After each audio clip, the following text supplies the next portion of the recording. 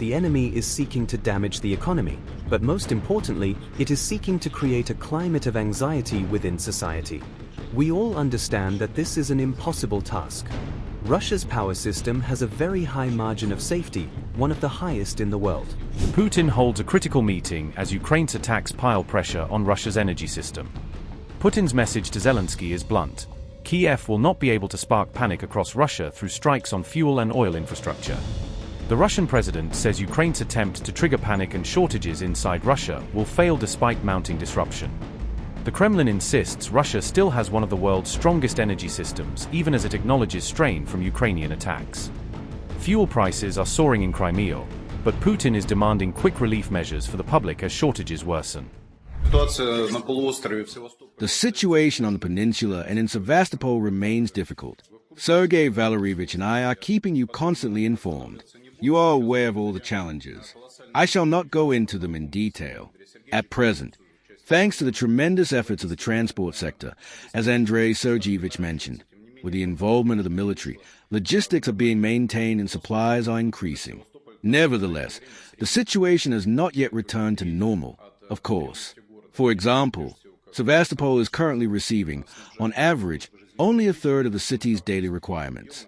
Of course, as Alexander Timofeyevich said, our priority is to supply essential services. When sufficient volumes have been accumulated, we make fuel available for limited sale to the public. But that, Vladimir Vladimirovich, is not even the main problem here. You are also aware of it. Unfortunately, it so happens that there were no petrol stations belonging to vertically integrated companies on the peninsula. Only large private traders are operating there, and due to logistical difficulties, as well as issues related to exchange-based procurement, prices on the peninsula have now more than doubled.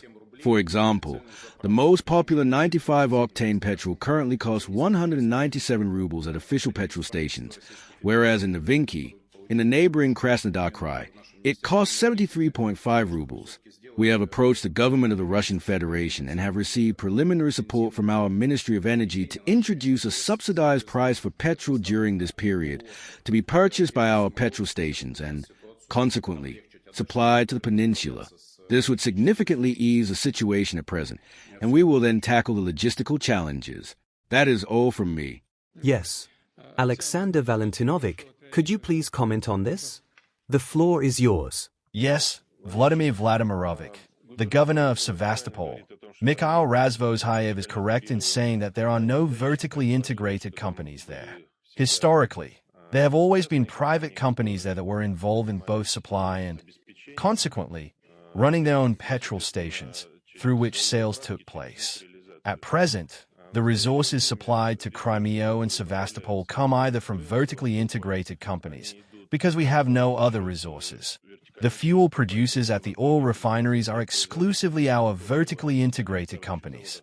And due to the increased complexity of logistics, for reasons that are clear, namely that delivery routes and methods have changed, fuel is, of course, now more expensive than in other regions, even at cost price.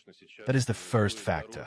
The second factor is, after all, the price premium that has emerged.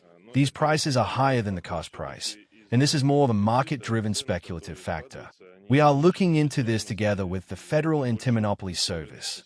Overall, when it comes to bringing prices into line with a relatively economically justified level in line with other regions, subsidies are, of course, required for these regions.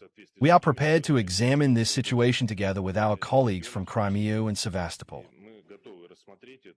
Let's agree to use different wording. Not just we are prepared to consider, not just to consider, but to consider and reach a decision as quickly as possible. Let's not drag this out, shall we? Especially as we have the means to do so.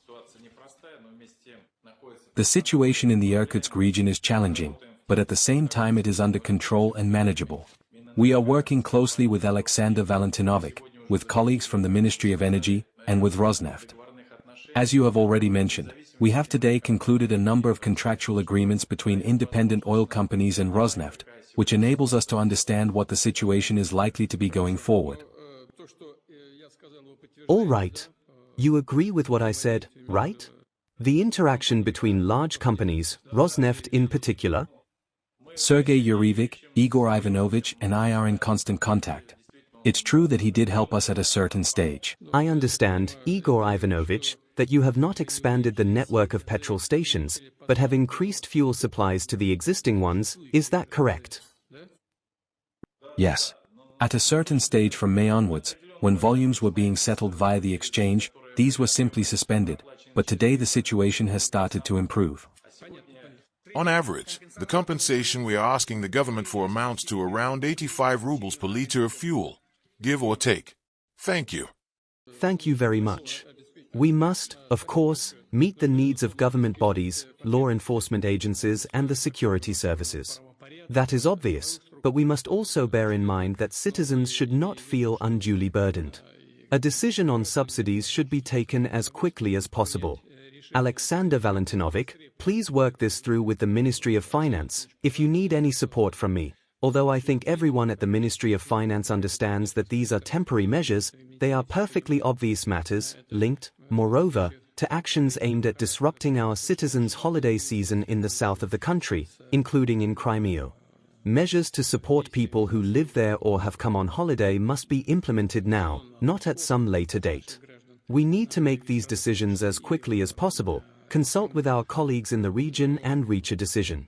It is absolutely clear that the enemy is seeking to damage the economy, but most importantly, it is seeking to create a climate of anxiety within society.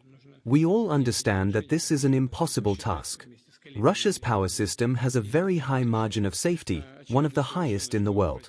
We simply need to organize our work in collaboration with vertically integrated companies and reach agreements more quickly, so that they, too, do not restrict the supply of products solely to their own distribution networks and petrol stations, but also supply the necessary products to independent petrol stations, and Kobzev's proposal should also be taken into account, so that we can expand opportunities for small and medium-sized enterprises to produce petroleum products as quickly as possible.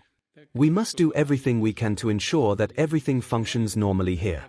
As the Minister of Agriculture Oksana Lut has reported to me, there are currently no supply issues in the agricultural sector, everything there is well provided for, and I hope it will remain that way. I would ask both Alexander Valentinovic and the Minister of Transport of the Russian Federation, Andrei Nikitin, to take decisions more promptly. I am constantly being briefed on an ongoing basis, as is the Prime Minister of the Russian Federation, Mikhail Mishustin, of course.